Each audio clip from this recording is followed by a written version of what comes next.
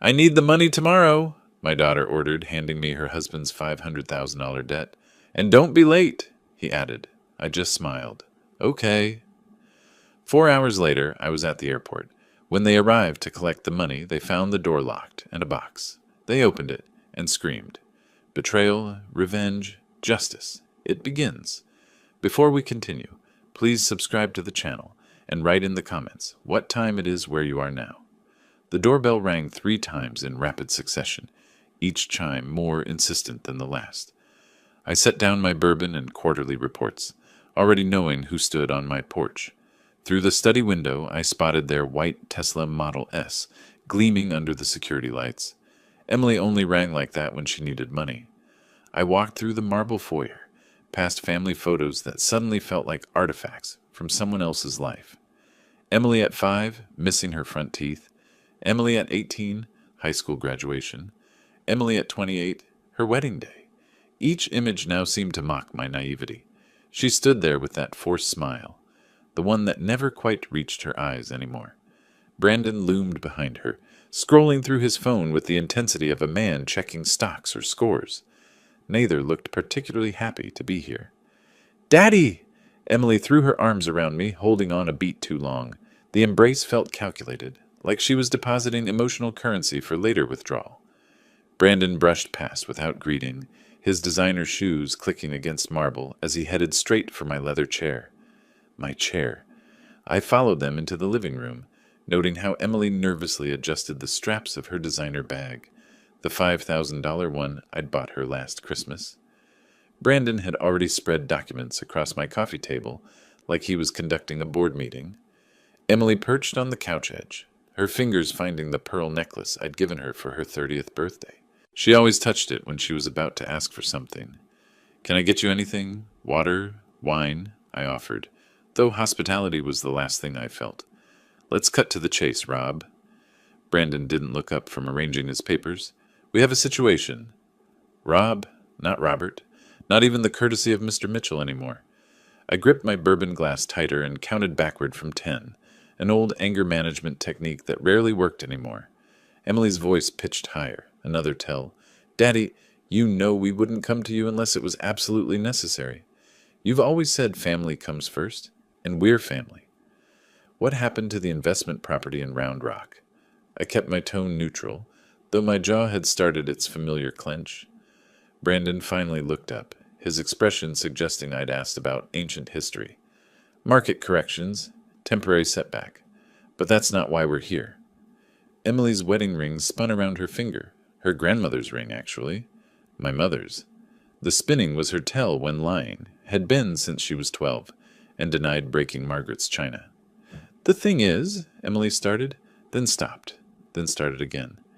"Brandon's been working so hard on this new venture. Tech startup, very promising, revolutionary, really." "How much?" I interrupted. The grandfather clock in the corner ticked through 3 long seconds of silence. Brandon's cologne, something expensive and excessive, mixed with the oak and vanilla notes of my bourbon. Emily's heel clicked against the marble floor in a nervous rhythm. "It's really not that much for someone of your assets," Brandon said, leaning back in my chair. The leather creaked under his weight, a sound that had always been mine alone until tonight. 500,000. We need it in our account by noon tomorrow." The room tilted slightly. My migraine, the one that always started behind my left eye during times of stress, began its familiar throb. 500,000. Not 50,000. Not even 100,000. $500,000, delivered as casually as ordering takeout. "That's," I started, then stopped. Memories flooded in, unbidden. Teaching Emily to ride her bike in Zilker Park, her college graduation at UT, walking her down the aisle at the Four Seasons. Had that girl ever existed, or had I imagined her? "Daddy, we wouldn't ask if we had any other option." Emily's fingers moved from her pearls to dab at her eyes, though I noticed no actual tears.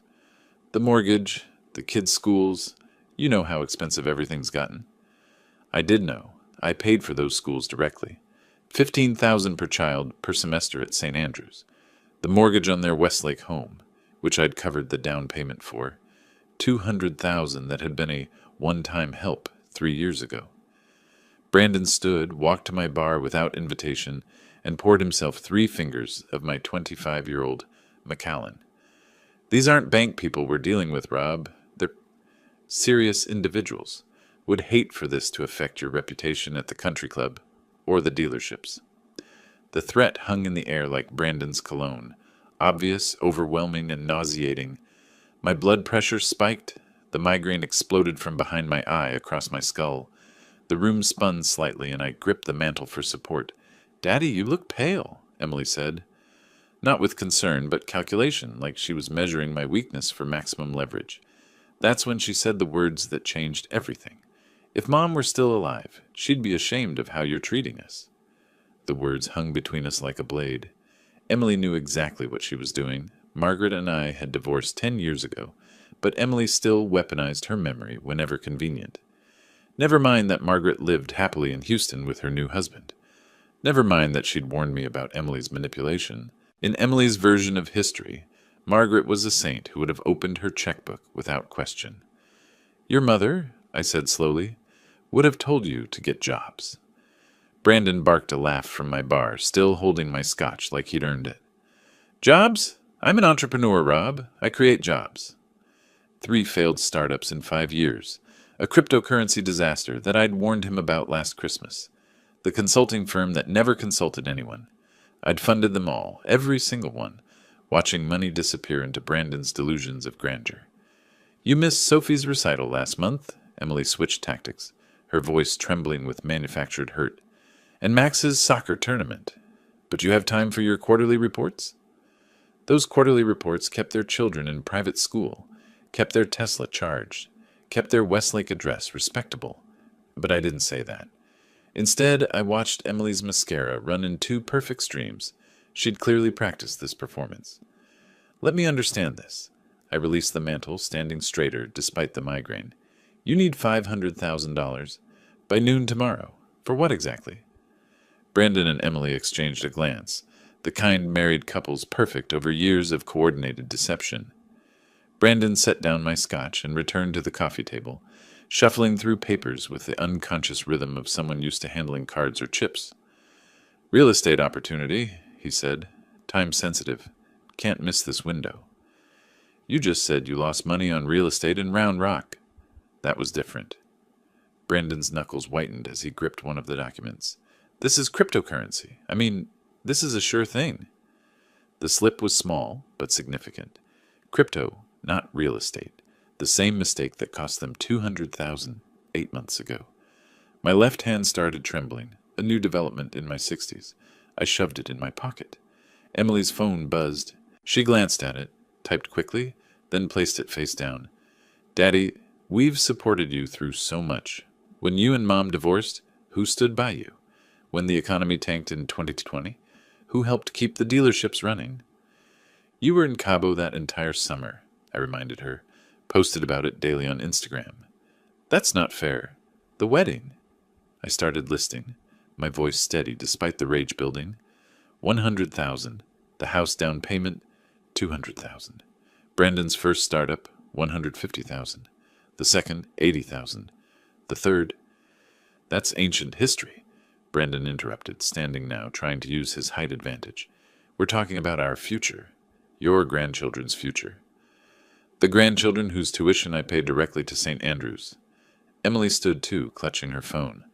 The staged photo from her childhood, the one of us at SeaWorld when she was 7, suddenly appeared on the coffee table. She'd brought it as a prop. "These aren't just debts, Rob." Brandon stepped closer, close enough that I could see the small scar above his left eyebrow. "These are obligations. Serious people with serious consequences. By tomorrow noon, or things get complicated for everyone.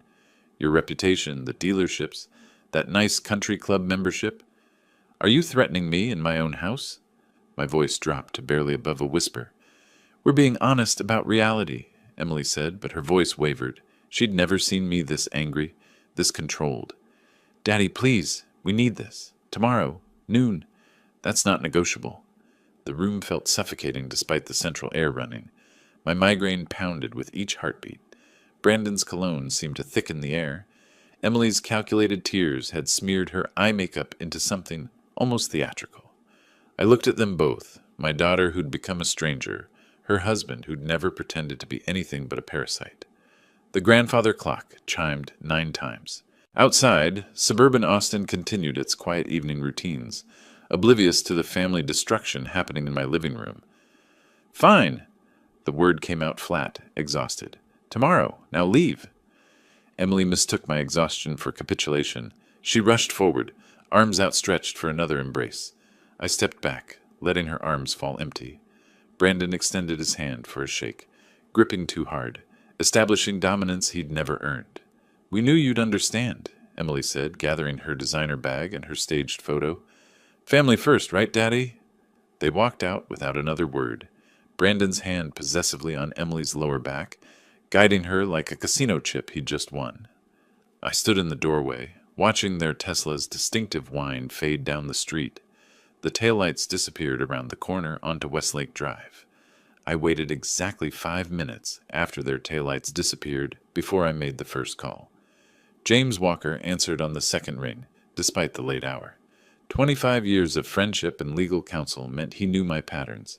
I never called after 9 unless something was seriously wrong. They finally crossed the line, didn't they? His voice carried no surprise, only resignation. "Noon tomorrow," they said. Like I'm an ATM with a withdrawal limit they've finally exceeded. "The house transfer paperwork is already filed," James said. I heard papers shuffling on his end. "They just don't know it yet. Emily's name was never on that deed, remember? You insisted on keeping it in your name when you paid their down payment." "What about Margaret?" I asked, walking back through my house, seeing it differently now, not as a home, but as a stage for tonight's final performance. "She's expecting your call. Says it's about time you stopped enabling them." I hung up and immediately went to my home office. The migraine had shifted from explosive pain to cold clarity. My laptop opened to an email confirmation from 3 weeks ago. "Villa Las Palmas, Costa Rica, March 17th through April 17th. Your reservation is confirmed." The retirement planning trip would now serve a different purpose. I called American Airlines, navigating the automated system with practiced efficiency. The morning flight could be moved to 6:45 a.m. First class still available. 1 passenger. My home safe opened with a combination I'd never shared, not even with Emily. Inside, organized in labeled folders, lay 20 years of financial documentation. Every check, every wire transfer, every loan. Brandon's signed agreement from December 2023, promising this would be the last request. Emily's Instagram posts from the past year, printed and dated, showing their lavish lifestyle while claiming poverty. Shopping sprees at the Domain, dinner at Uchi, weekend trips to Napa. I found an old Amazon box in the garage, ordinary and unremarkable. Inside, I arranged 3 document sets with a lawyer's precision. First, the deed to their house. Second, the complete loan history. $847,000 over 8 years, meticulously documented. Third, the legal notices James had prepared months ago, hoping we'd never need them. At the bottom, I placed a USB drive containing tonight's security footage. The cameras I'd installed after a break-in 2 years ago had captured everything. Emily's rehearsed tears, Brandon's threats, their coordinated manipulation. On top, I placed a single note. "You wanted it tomorrow. Here's what you're really getting." The packing took 30 minutes. 2 suitcases, efficiently filled with tropical weight clothing, essential documents, medications. My dealership manager, Jake, received a brief email. "Family emergency. You're in charge. Details to follow." I stood in the hallway, looking at the family portrait we'd taken 5 years ago at Laguna Gloria. Emily's smile looked genuine then, or maybe I just wanted to believe it was. I lifted the heavy frame off the wall, turned it backward, and rehung it. The blank canvas back seemed more honest somehow. In my bedroom, I removed my University of Texas class ring, the one Emily used to play with as a child, pretending she'd wear it someday. It went into the box with everything else. The migraine had completely faded now, replaced by something closer to anticipation. My phone showed 3 text messages from Emily. I deleted them without reading. Brandon had called twice, probably to reinforce tomorrow's deadline. The voicemails could wait forever. I made one more call, this time to Margaret in Houston. She answered immediately, as if she'd been waiting by the phone. Robert? James called me. Are you really doing this? Should have done it years ago. She's our daughter. Margaret's voice carried sadness, not judgment. But she's not the daughter we raised anymore, is she? No, she's not. The Costa Rica place? You'll be safe there? It's a vacation, a long one. Jake can handle the dealerships. The lawyers can handle everything else. Margaret was quiet for a moment. You know she'll try to find you.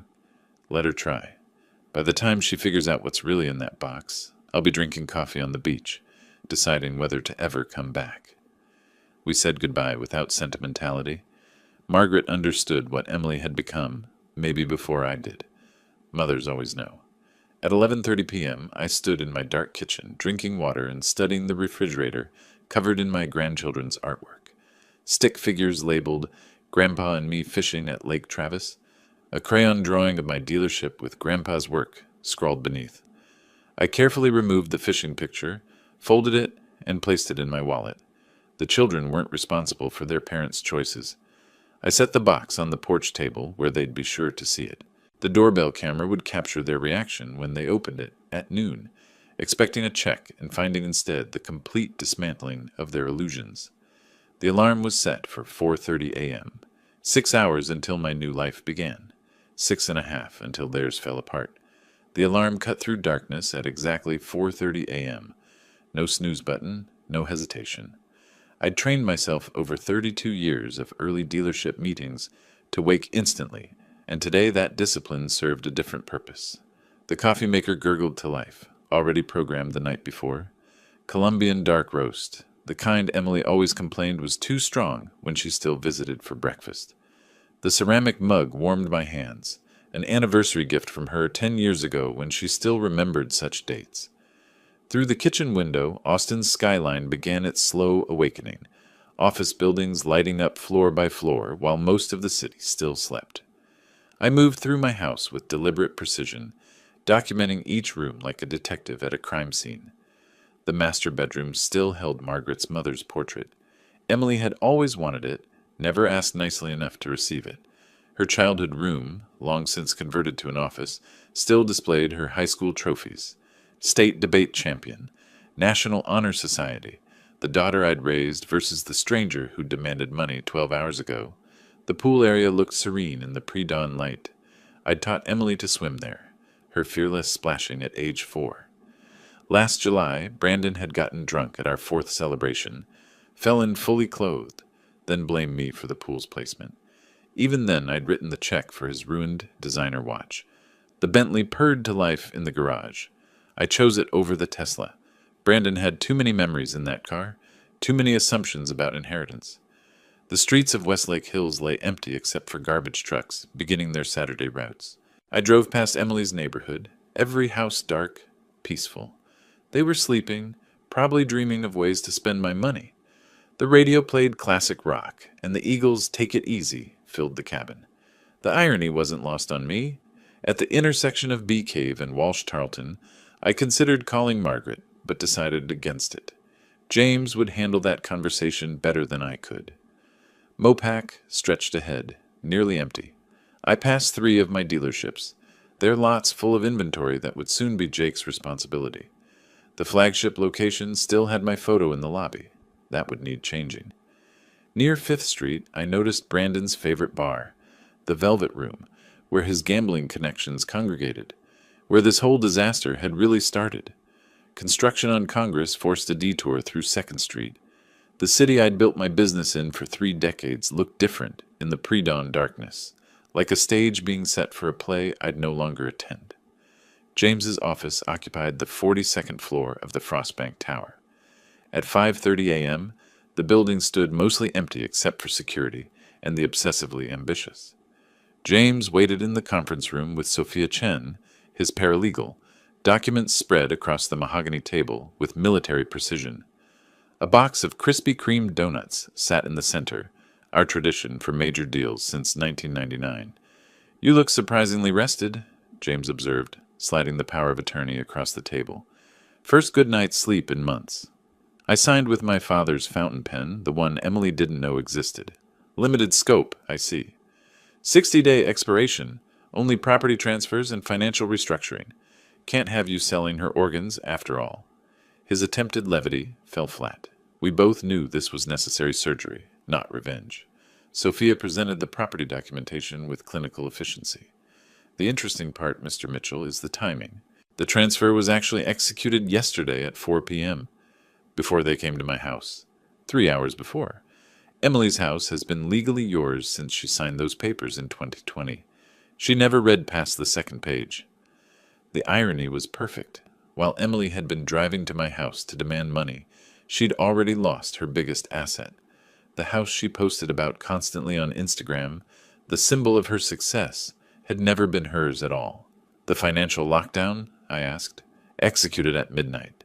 Joint accounts frozen. Credit cards in your name suspended. The children's tuition remains on autopay through December. We're not punishing them." James produced another folder, thicker than the rest. The nuclear option, as we discussed. Inside lay transcripts of Emily's text messages to friends, calling me a walking ATM and too pathetic to say no. Brandon's signed promissory note from 2023, swearing this was the last time. The USB drive containing last night's security footage, their entire performance captured in high definition. "The prenup Brandon signed," James continued, "includes a gambling addiction clause, page 47, subsection 3. He doesn't know? His lawyer was too drunk to read that far. Showed up to the signing smelling like bourbon at 2 in the afternoon. Sophia looked uncomfortable. "Mr. Mitchell, this is remarkably thorough." 5 years of preparation, I replied. I kept hoping I'd never need it. James produced an identical Amazon box to the one on my porch. "Insurance? If she doesn't find yours, this goes to her office Monday, along with these." He revealed photos. Brandon at the casino last week. The timestamp clear. The losses visible on his face. "Margaret knows?" I asked. "She's known for months. Helped to document everything. She's as tired of enabling Emily as you are. The Costa Rica property? Purchased through the Cayman entity. Completely protected. Even if Emily gets ambitious with lawyers, she can't touch it." I signed the last document, my hand trembling slightly on Emily's trust fund termination. 20 years of planning for her future, dissolved with one signature. James noticed the tremor. "Bourbon?" He gestured to his desk drawer, another tradition.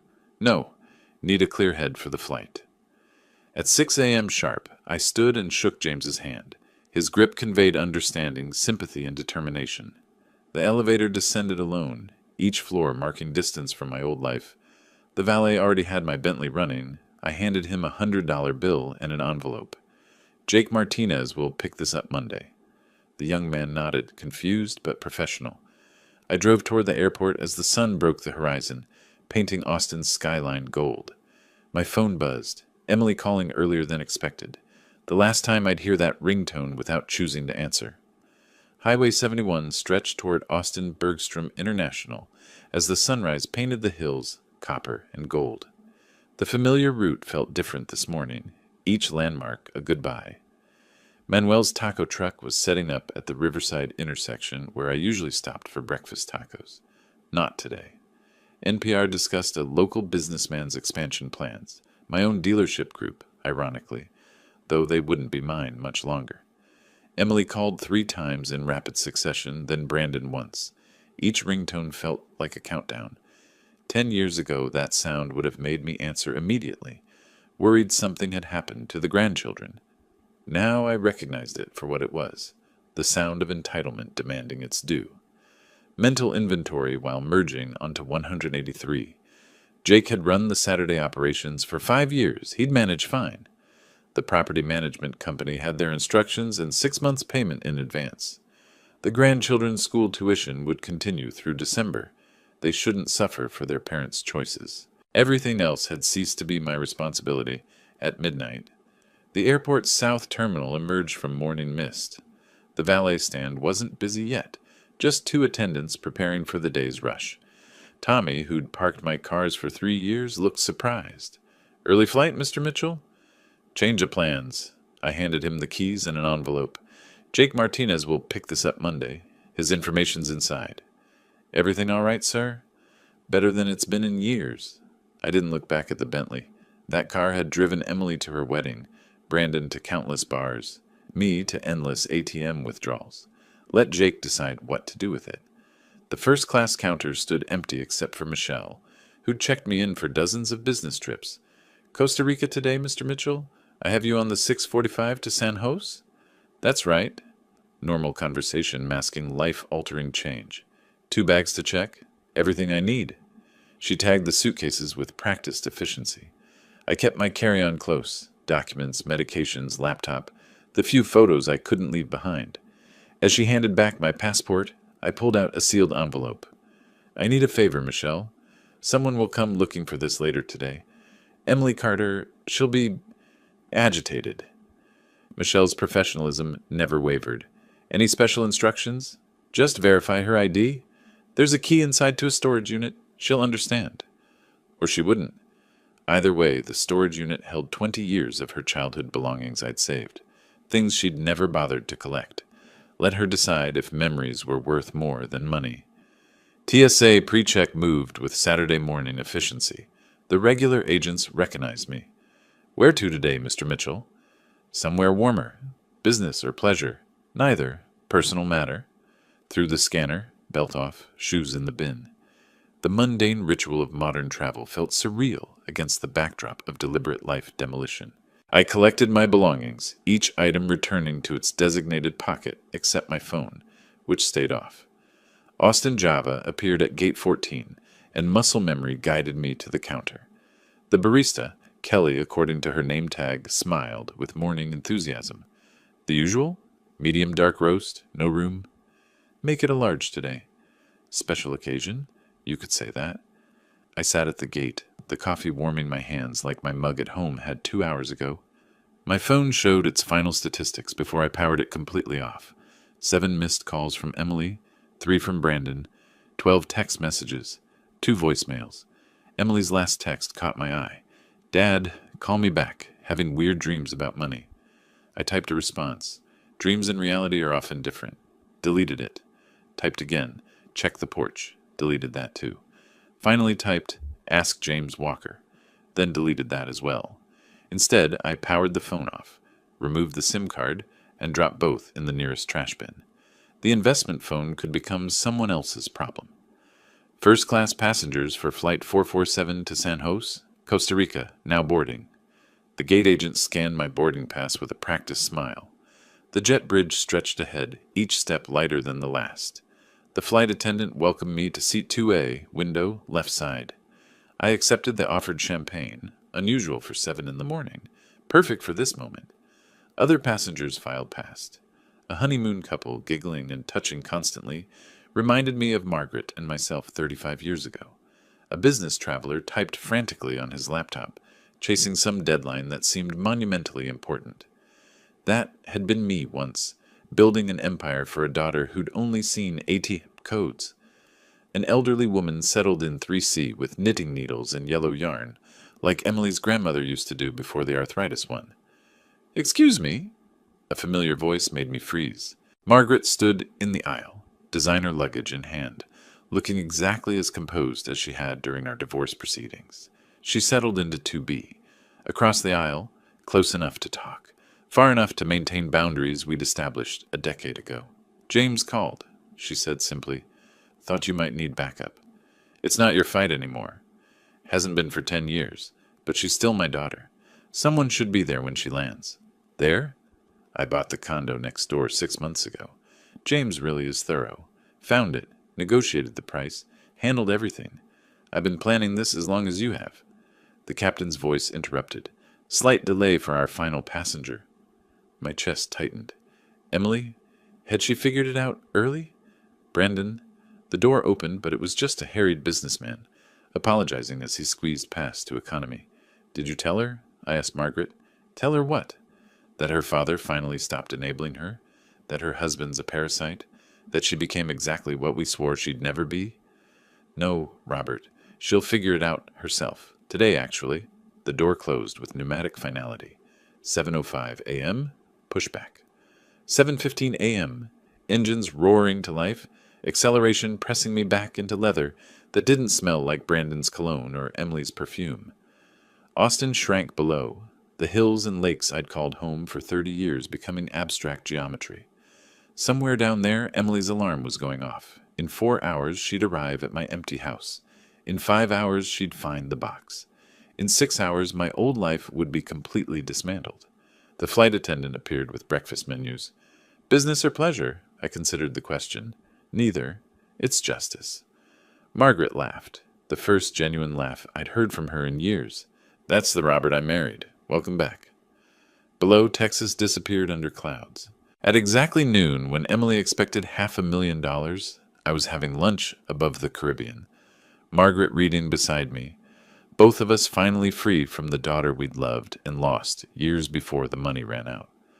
I learned what happened next, the way I learned most things about Emily's life, secondhand, through cameras and witnesses. A father watching his daughter's life like a documentary he couldn't turn off. James sent me the security footage 3 days later. I watched it on my laptop from the Costa Rica balcony, Pacific waves providing an oddly peaceful soundtrack to my daughter's meltdown. The timestamp showed 12 p.m. exactly when the first text arrived. Your transaction has been completed. That was James, confirming the house transfer had been recorded. At that exact moment, I was ordering ceviche, and Emily was probably still sleeping off whatever Brandon had bought with my previous loan. According to her Saturday routine, James had documented this too. Emily left her house at 11:30 a.m. The Starbucks charge at 11:47 confirmed it. A $7 latte on the credit card I'd canceled at midnight. The decline wouldn't hit until Monday when the weekend authorizations processed. Her last purchase on my dime. Mrs. Chen, my neighbor of 15 years, provided the next chapter. She'd called James at 12:15 p.m., speaking in her precise English that 40 years in Texas hadn't softened. Mr. Walker, they are here. Emily and the gambling man. They don't know I'm watching. The security footage picked up at 12:15:23. Emily's white Mercedes pulled into my driveway with the confidence of someone about to collect their allowance. Brandon checked his phone. James later confirmed he was tracking basketball scores, probably planning his next bet with my money. Emily applied lipstick in the mirror, the same shade of red she'd worn to ask for her first car at 16. Her wedding down payment at 28. Yesterday's $500,000 demand at 35. They walked to my door like they owned it. Brandon carried an empty Hermes briefcase, $12,000 retail, bought with my loan from January. Empty, waiting for cash that would never come. Emily rang the doorbell at 12:16:45. Normal ring, not the demanding triple press from yesterday. She waited exactly 10 seconds. I knew her patterns. Then rang again, longer this time. Brandon cupped his hands against the side window, peering into my empty kitchen. His car's gone, Emily said, loud enough for Mrs. Chen to hear from her garden. So, he's got 5 cars. Brandon's dismissive tone carried across the yard. The lights are on timers. Emily noticed what I'd programmed weeks ago. Maybe he went to get cash from the bank. You said noon? It's barely past. They tried the door at 12:18. Emily's key scraped against the lock, unable to find purchase. James's paralegal had changed them at 7 a.m., 3 hours after I'd left for the airport. The confusion on Emily's face was almost worth the decades of manipulation. Brandon spotted the box at 12:20:33, just an Amazon package on the porch table, unremarkable except for Emily's name in black Sharpie across the top. She opened it casually, probably expecting a late birthday gift or apology present. The first document she pulled out was the deed to her house. Her face changed like time-lapse photography of fruit rotting, confusion to disbelief to horror in under 3 seconds. She dropped it, and Brandon snatched the paper before it hit the ground. What do you mean it's in his name? Brandon's voice carried to Mrs. Chen's yard. Emily pulled out the spreadsheet next. Every payment, every loan, every gift meticulously documented. Total, $1.3 million over 8 years, not including the house. Her hands shook as she reached the bottom line. The photographs came next. Brandon at the Palms Casino last Tuesday. The timestamp's clear, his losses written on his face. Then the promissory note he'd signed, swearing December's money was the last he'd ever request. Emily's text messages to her friends, printed and highlighted. Dad's too pathetic to say no, and he'll cave, he always does. And my personal favorite, I deserve this money more than he does. At 12:23:17, Emily's phone buzzed. The first credit card decline, then another, then another. Chase, American Express, the Nordstrom card, all suspended, all in my name, all canceled at midnight while she slept. Brandon tried calling someone at 12:24. His bookie, James discovered later, who informed him that credit extensions required collateral, not promises. Emily collapsed onto my porch steps, her designer dress crumpling against concrete I'd had resurfaced last summer. She found the USB drive at 12:25:44, plugged it into her phone with trembling fingers. Her own voice echoed from the speaker, tinny but clear. Just take whatever he gives you. He's too pathetic to say no. Then Brandon's voice. These aren't bank people, Rob. They're serious individuals. The prenup appeared last. Page 47 was highlighted in yellow. The gambling addiction clause circled in red. Immediate forfeiture of marital assets if gambling debts exceeded $50,000. Brandon had passed that threshold 3 years ago. Brandon threw his briefcase at my door at 12:27:31. The handle broke off, Herman's leather scattering across my porch. Emily's sobbing became audible on the recording, not the pretty tears from yesterday, but raw, ugly sounds of someone realizing they'd played themselves.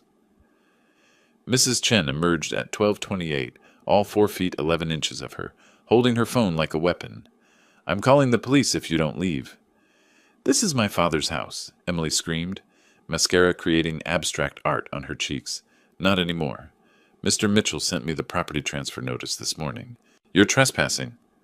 Brandon stormed to the car at 12:30, leaving Emily to gather scattered papers, her fortune now just litter on my porch. She left some behind. The wind would handle those. Brandon peeled out, leaving tire marks on my driveway that the property manager would bill to their account. At 12:30:45, exactly when Emily discovered her inheritance had evaporated, I was watching the ocean from a beachside restaurant.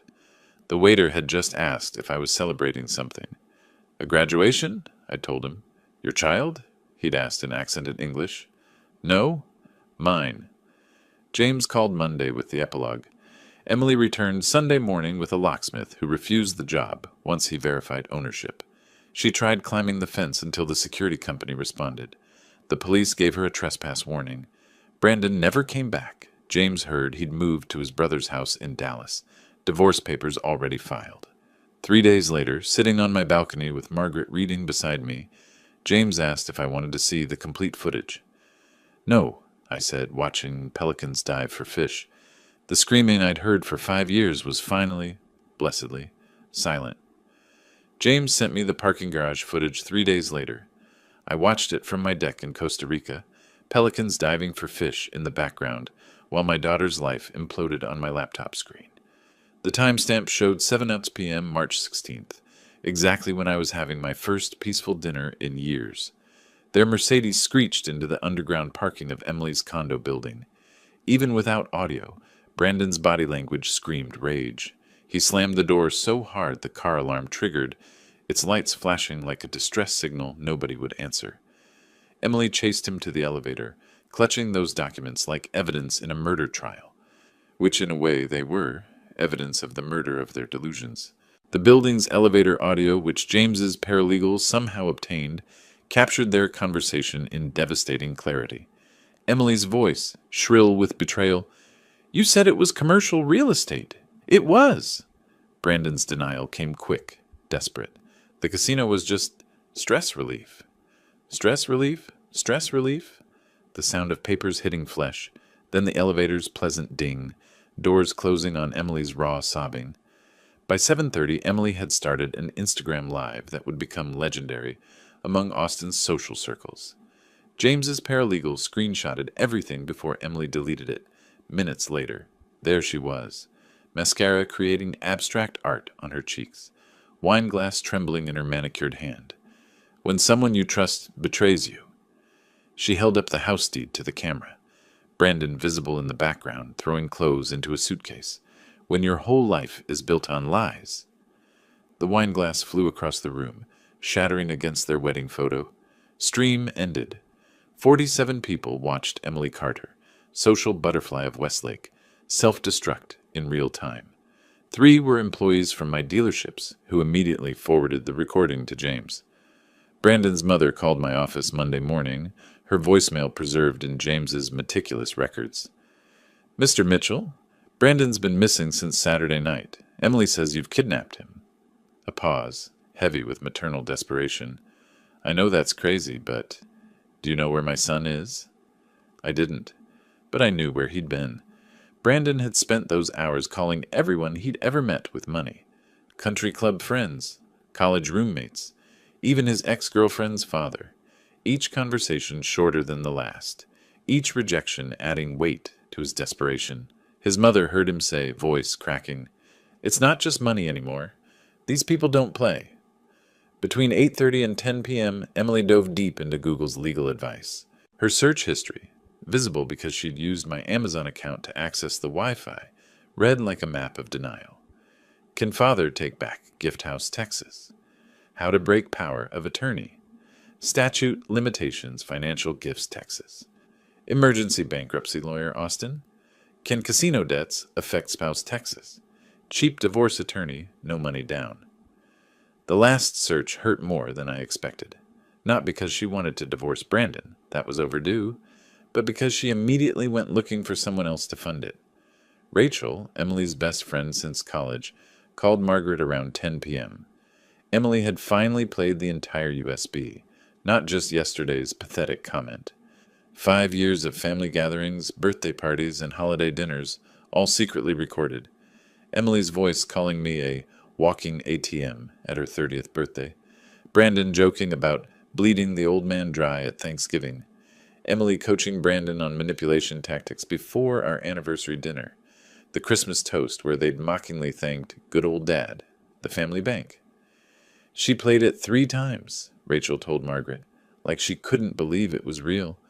The credit card cascade started at exactly 10:17 p.m., each declined notification pinging to James's monitoring system.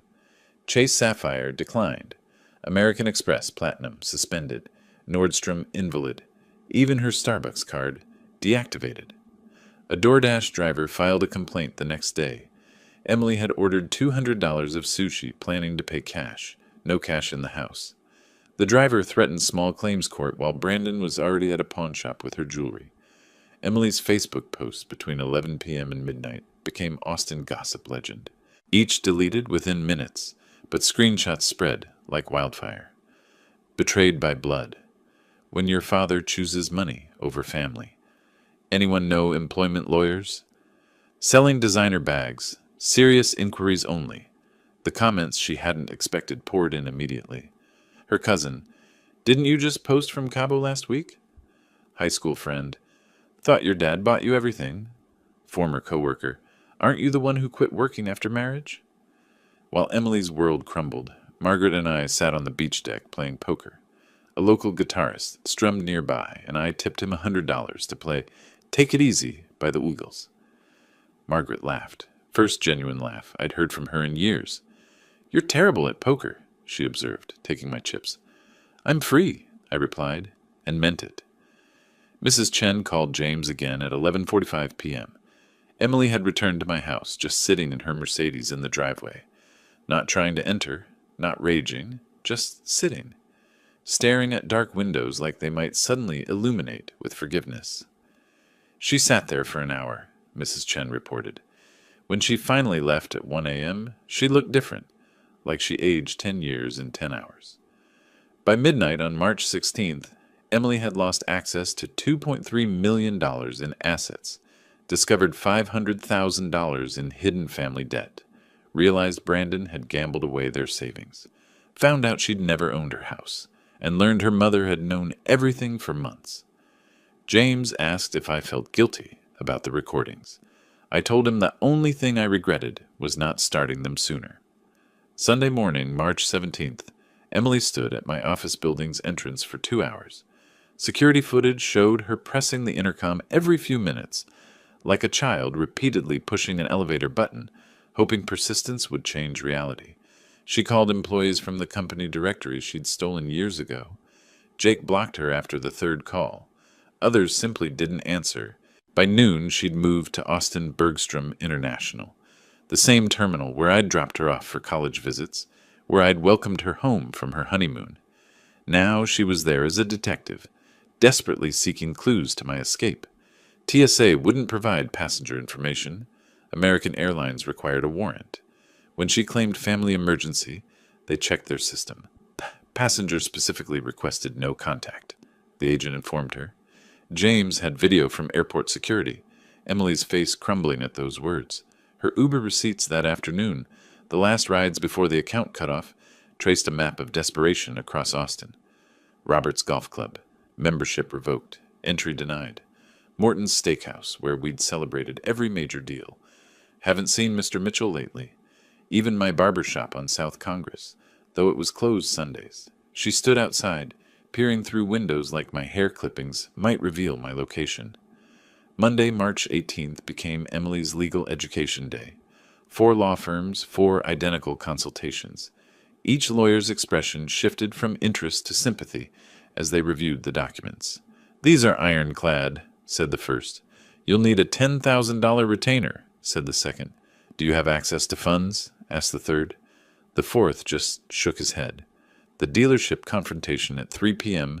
made it onto employee social media. Emily stormed into the flagship location on Research Boulevard, demanding answers from Jake. Jake Martinez, 6'4" former Marine, remained perfectly calm as she screamed about kidnapping, elder abuse, and theft. When she threw her coffee at the glass door, customers started recording. The brown stain would remain for 3 days. Jake left it there on principle. Brandon's mother's voicemail at 5 p.m. carried a mother's worst fears. "Mr. Mitchell, Brandon's been missing since Saturday night. Emily says you've kidnapped him. I know that's crazy, but do you know where my son is?" Tuesday, March 19th, the real creditors arrived. Not bank representatives in polyester suits, but 2 men in Italian leather who knocked politely and spoke softly. They left a business card with just a phone number. No threats, no violence, just the weight of unspoken consequences. Emily called Brandon 47 times. His phone had been off since Saturday. Her Instagram stories that afternoon, screenshot by her sorority sisters, documented the pawn shop tour. Designer bags worth $30,000, $8,000 cash. Jewelry worth $50,000, except the wedding ring, $15,000 cash. Brandon's 3 abandoned watches worth $40,000, $12,000 cash. Still $465,000 short of what they needed.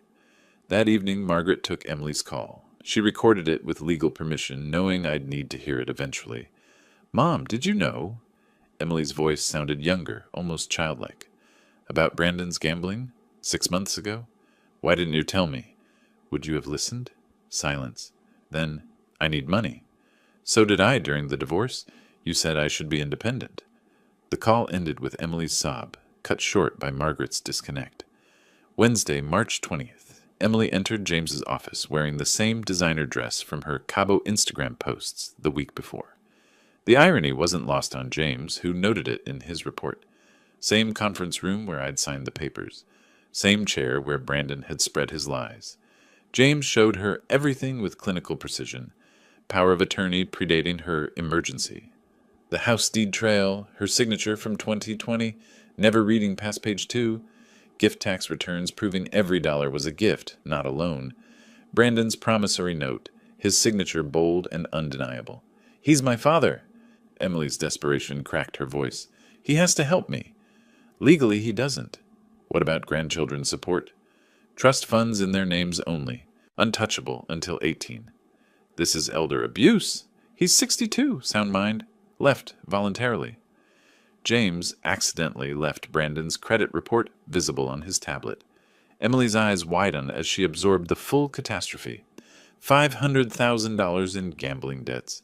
$200,000 in personal loans she'd never known about. $100,000 in credit cards he'd hidden. Even an attempted second mortgage on her house, denied due to ownership issues. The final envelope slid across the mahogany table with whispered promise. Mr. Mitchell authorized one final gift. Inside, a $10,000 cashier's check and a note in my handwriting. "For a fresh start, Dad." Emily tore it in half. The pieces fluttered to the carpet like dead leaves. She immediately asked if there was another. There wasn't. There never would be. Meanwhile, I was learning Spanish from children on the beach. Roberto El Rico, they called me, laughing as I mangled pronunciation. My blood pressure had dropped 20 points. I slept 8 hours straight. Hadn't thought about Emily in 2 days until Margaret mentioned her. Wednesday night, James reported. Emily left my office at noon. Security footage shows her sitting in the lobby until the building closed at 9 p.m.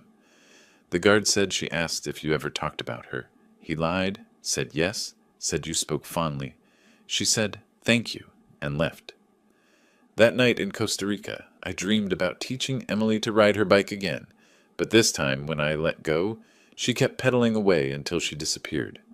The Austin American-Statesman article arrived in my inbox April 3rd. Local businessman missing after financial scandal. Brandon Carter, 38, hadn't been seen since March 19th. Wife filed missing person report. Police found no evidence of foul play. His car at airport long-term parking, ticket to Vegas, purchased but never used. The creditors returned to Emily's condo April 5th.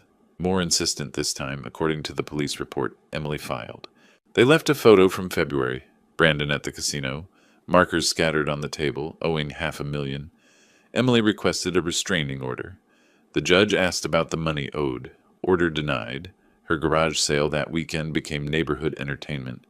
The Facebook group posts, forwarded by James's investigator, painted a portrait of decline. Moving sale, everything must go. Furniture that once hosted charity galas. Brandon's golf clubs, custom fitted, sold for $200. Wedding china, Waterford crystal, $50 for the complete set. Her wedding dress preserved in acid-free tissue, no takers at any price. A neighbor posted, "Sad. A year ago she hosted that autism charity gala here, raised $50,000.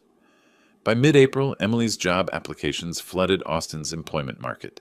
47 positions in 2 weeks, tracked through LinkedIn. Interior design firms, employment gap too long. Retail positions, overqualified. Finally, Nordstrom hired her, the same store where she'd spent thousands monthly. Starting pay, $15 hourly, plus commission. The universe's sense of irony remained intact. April 15th, an eviction notice appeared on her condo door. 3 months behind on the mortgage, Brandon had handled finances, never mentioned the mounting debt. $4,500 monthly payment, $13,500 owed, plus late fees. May 15th deadline to pay or vacate. She discovered this returning from her first day at Nordstrom, still wearing the employee name tag she'd once ignored on others. The divorce filing on April 18th read like a corporate dissolution. Abandonment cited as cause. Brandon must be served. Location unknown. Judge allowed publication notice in 3 newspapers. Cost, $500 Emily didn't have. She used her Nordstrom employee discount to buy a suit for court, the first clothing she'd purchased with earned money in 7 years. While Emily rebuilt from ashes, I built something new in Costa Rica. My days developed a rhythm I'd forgotten existed. Sunrise with howler monkeys. Coffee overlooking the Pacific. Morning swims in water clear enough to see my feet. Lunch at Manuel's beach bar where nobody knew about dealerships or daughters. Local kids called me Roberto El Rico, Robert the Rich. I taught them English in exchange for Spanish lessons. Their parents invited me to dinners where nobody mentioned money, investments, or opportunities. Real conversations about football, fishing, and the weather. Nobody asked for anything except to pass the salt. Margaret took up painting, producing terrible seascapes that made us both laugh. We hadn't laughed together since Emily turned 16 and started seeing us as resources rather than parents. Not romantic between us, that died long ago, but peaceful, like survivors of the same shipwreck, sharing a lifeboat. My transformation surprised the doctor in San Jose. Blood pressure down 30 points. Weight dropped 20 pounds without trying, off 3 medications. What changed? He asked in accented English. Everything. Nothing. I'd stopped funding other people's lives and started living my own. April 25th, TMZ broke the story. Missing Texas businessman spotted in Mexico. Brandon Carter working at a Juarez car rental agency under an assumed name. The photo showed him behind a counter, 10 pounds thinner, wedding ring absent.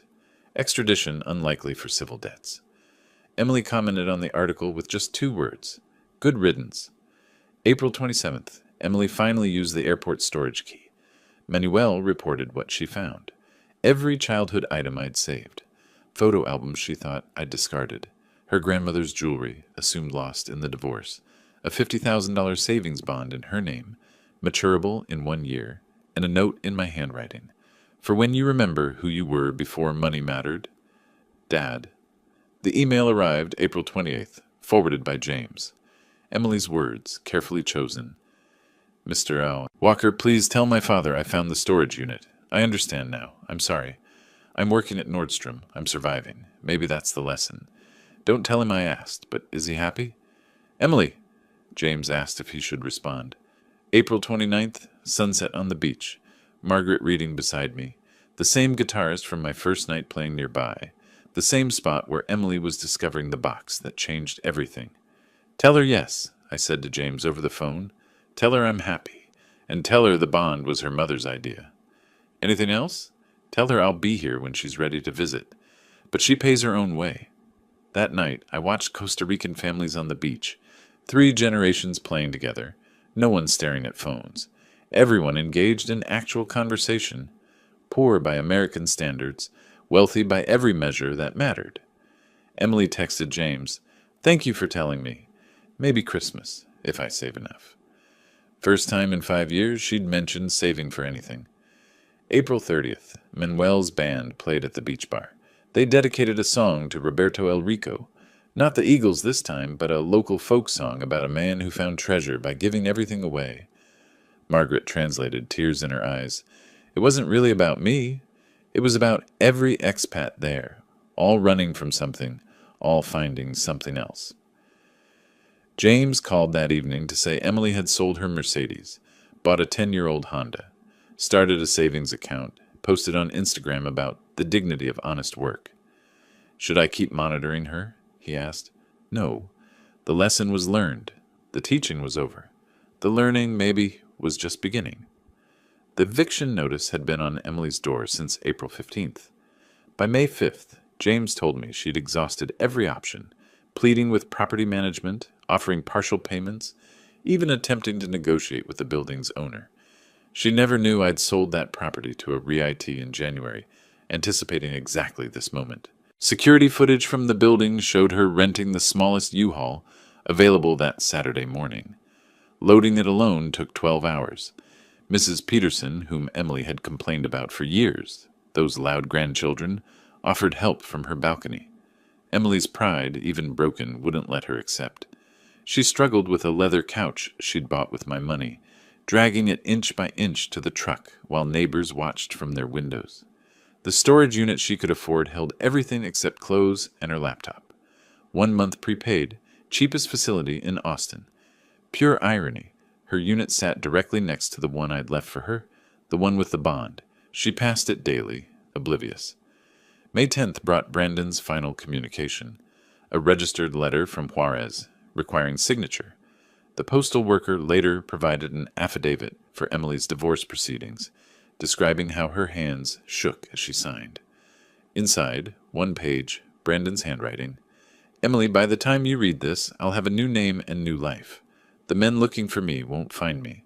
Don't try to either. I'm sorry about your father's money.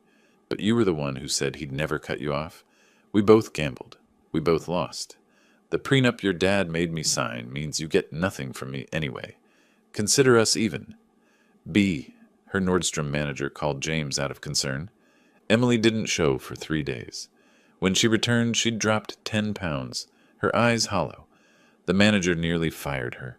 For the first time in Emily Carter's life, she begged, actually begged, kept the job by promising perfect attendance going forward. May 15th, eviction day. Emily's new address, a studio apartment above a taco shop on East Riverside. Same neighborhood she'd called sketchy when visiting college friends. 400 square feet. Window AC unit rattling like dice in a cup. Shared laundry in a basement that smelled of mildew. $700 monthly, cash only, no credit check. The second job started May 16th. Denny's night shift, 11 p.m. to 7 a.m. The same Denny's where she'd made a scene 2 years prior, demanding the manager over cold eggs. Now she served drunk college students and exhausted nurses for $2.13 hourly plus tips. Her new schedule became robotic.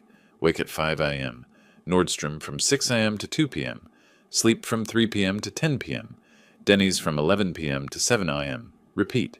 Sundays off spent doing laundry and preparing meals.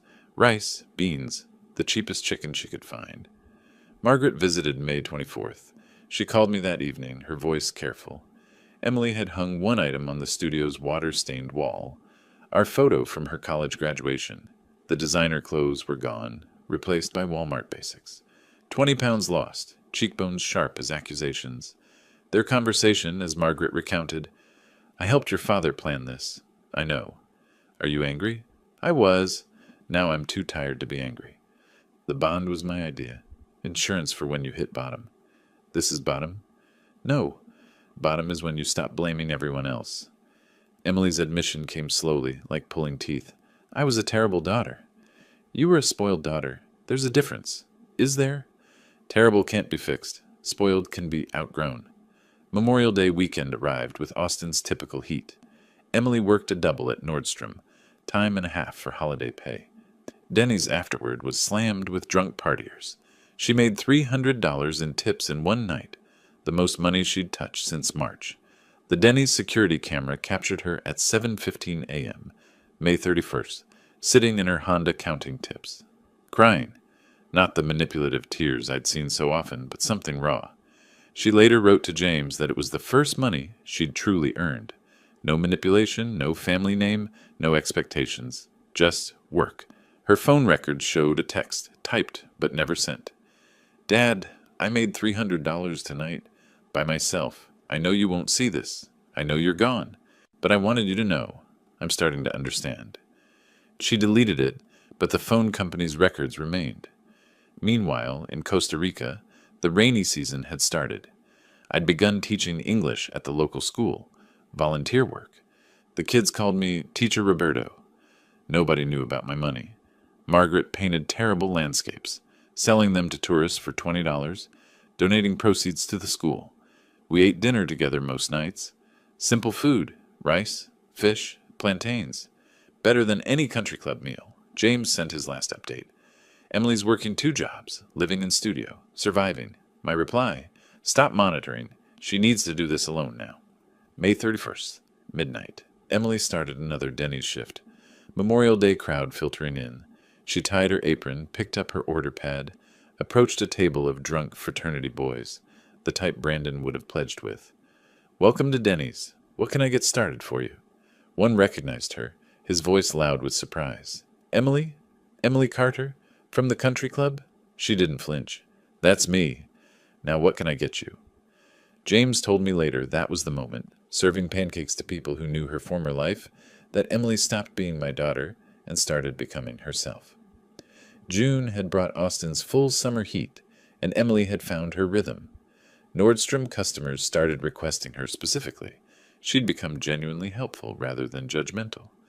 The Denny's night shift nurses tipped extra because she remembered their coffee preferences without asking. No sugar for Beth, extra cream for Susan, decaf for Maria, who was trying to quit. Her coworker at Nordstrom told James that Emily was down to size 4 from size 10. Not from dieting, from working. Walking miles daily across retail floors, carrying loaded trays all night, eating only what she could afford. Her cheekbones could cut glass, but her eyes had gained something they'd never held before. Awareness. Sundays followed a strict routine. Laundromat at 6 a.m. when it was empty. Grocery shopping at the Asian markets on North Lamar, where produce cost half of Whole Foods prices. Meal prep in her tiny kitchen with one working burner. Then, unexpectedly, the library. She'd started reading financial literacy books, taking notes in a composition notebook like a college student. June 10th, Tuesday. Emily checked her mail in the apartment building's lobby. Usually bills, credit card offers for people with good credit she no longer had. This time, a cream envelope with no return address. Costa Rican postmark. Her hands shook as she recognized my handwriting. She sat on the lobby stairs, couldn't wait to reach her apartment. 3 pages of my careful script. the same writing that had signed birthday cards and checks for 35 years. The letter read, "Emily, I'm writing this on a beach in Costa Rica. A little girl here reminds me of you at 7, fearless, curious, demanding the world bend to her will. The difference is she's also grateful. I don't blame you for becoming who you became. I created you. Every time you cried, I wrote a check. Every time you demanded, I delivered. I thought I was loving you. I was actually crippling you. Your mother says you're working 2 jobs now. Good. Work teaches what inheritance never could. That money represents time, effort, sacrifice. Every dollar you earn carries weight my gifts never had. I'm not coming back to the man I was. That man was a checkbook with a heartbeat. But I might come back to meet who you're becoming. The storage unit key you found, that was your mother's insistence. She said you'd need something to hope for. The bond matures in April 2026. By then, you'll either have learned to live without it, or you'll still be the same person waiting for rescue. Either way, you'll have your answer about who you really are. I do love you. I always have. But love without respect is just pity. Earn my respect, Emily. More importantly, earn your own. P.S. Your grandmother would be proud of you working at Denny's. She was a waitress when she met Grandpa. You never knew that. I was too ashamed to tell you. Now I'm ashamed I was ashamed. Emily carried that letter in her apron pocket for the next week. Her co-worker at Denny's said she'd read it during breaks, crying in the bathroom. Not angry tears, but something deeper. She started asking co-workers about their families, their struggles, actually listening to the answers. She called Margaret about the grandmother revelation. Why didn't anyone tell me about Grandma? You never asked about anyone's struggle, only their success. What else don't I know? Everything that matters. The transformation showed in her Nordstrom performance review. Emily has become our top associate. Customers trust her. She relates to people saving for special purchases. She understands sacrifice now. They promoted her to department lead, $18 an hour, the first promotion she'd ever earned rather than been given. June 25th, Emily wrote back. 5 days, dozens of drafts. Margaret later shared excerpts. Dad, I'm writing this at 3 a.m. between jobs. My feet hurt. My back aches. I've never been happier. Not happy like champagne and shopping happy. Happy like I earned this sandwich happy. Happy like customers asked for me by name happy. Happy like I paid my own rent happy. I was so angry when you left. How dare you abandon me? Now I understand. You didn't abandon me. You freed me. From myself. From what we'd both let me become. Brandon is gone. Good riddance. He was my mirror, reflecting back my worst qualities. We were parasites feeding off each other's entitlement. When the host disappeared, we had nothing. I don't want your money anymore. That's not bravado. I need the bond to eventually get a better apartment. But I want it to be seed money for the life I'm building, not a rescue from the life I'm living. Come back when you're ready. Not to save me, just to see me, the real me. The one who is buried under designer labels and demands. P.S. I kept one thing from my old life. The photo of us at my graduation. You looked so proud. I want to earn that look again. The letter reached me, July 2nd, Independence Day week. Fitting timing. I read it on the beach while Margaret looked over my shoulder. She gets it, Margaret said. Getting it and living it are different things. Give her time. How much? How long did it take you to really change? I'm still changing. Exactly. June 30th, 11 p.m. Emily starting her shift. A regular customer, an elderly man who always sat alone, ordered his usual. Tonight he said something different. You look lighter, dear, somehow unburdened. Emily smiled, a real smile. I'm learning to carry my own weight instead of expecting others to carry it for me. He left a $20 tip on an $8 check. The note said, for your education fund, a fellow traveler. I decided that night to go back in August. Not to rescue her, not to test her, just to witness who she was becoming when no one was paying her way. I landed at Austin Bergstrom at 10 a.m. on August 15th, 2025. Same gate I'd departed from in March. 5 months felt like 5 years. Margaret stayed in Costa Rica. This is your journey to finish, she'd said. The rental car was a modest sedan, not the luxury vehicle Robert Mitchell would have demanded. I drove past my dealerships, thriving without me. Good. Past Emily's old condo building where a new family occupied her former balcony, their happiness uncomplicated by debt. Checked into a Hampton Inn, not the Four Seasons. Part of my new life, comfort without excess. Called James. I'm here. She doesn't know? No. Want to see her natural life, not a performance? Nordstrom. She's there until 6. At 4 p.m., I stood in Nordstrom at Barton Creek Mall, watching from across the floor. Emily knelt beside an elderly woman, helping adjust shoe fit, patient, kind. The Emily I knew would have called another associate for that task. She'd changed physically, lean but strong, moving with purpose rather than entitlement. Her uniform was simple but neat. Hair in a ponytail, no more weekly salon visits. Her face without makeup was beautiful in a way I'd never seen. Honest. At 5:30 I approached like any customer. "Excuse me, I'm looking for comfortable walking shoes." She turned, froze, her mouth opened wordlessly, then quietly, "Dad? Hello, Emily?" Neither of us moved, 5 months of change suspended between us. Then she laughed. Not bitter or hysterical, just laughed. "You're shopping at Nordstrom? You haven't bought your own clothes in 20 years. Things change." "Yes, they do." She couldn't leave the floor, so I stayed as a customer. We talked carefully while she showed me shoes. "You look different," I said. "I am different. Poverty's an effective diet plan." "It's not poverty, it's reality. Same thing when you're used to fantasy." She rang up the shoes, applying her employee discount without asking. Pride in small gestures. "I get off at 6, then Denny's at 11. Can we have dinner between?" "I can't afford dinner out. I'll cook." "Where do you live?" She hesitated, then gave her address. "It's not what you're used to." Neither am I anymore. At 6:30 I climbed the stairs to her studio. She'd changed from her uniform into worn jeans and a t-shirt, both clean but clearly secondhand. The apartment was tiny but immaculate. 1 chair, 1 stool. She gave me the chair. "It's not much," she started. "It's yours." That makes it everything. On the wall, our graduation photo. On the counter, my letter. On a tiny bookshelf, financial planning books from the library. I cooked pasta with the groceries she had, basic but fresh. She watched me cook, something we hadn't done together since she was 10. "Mom says you're teaching in Costa Rica." "Volunteering. English to local kids." "For free?" "Best things I've done lately have been free." We ate at her small table, with plastic plates and mismatched forks. Better than any country club dinner. "I hated you," she said suddenly. "I know. I mean really hated you. Wanted you dead." "I know. How could you leave me with nothing? How could I leave you with everything? It was killing you." "It was killing both of us." "Yes." Silence settled.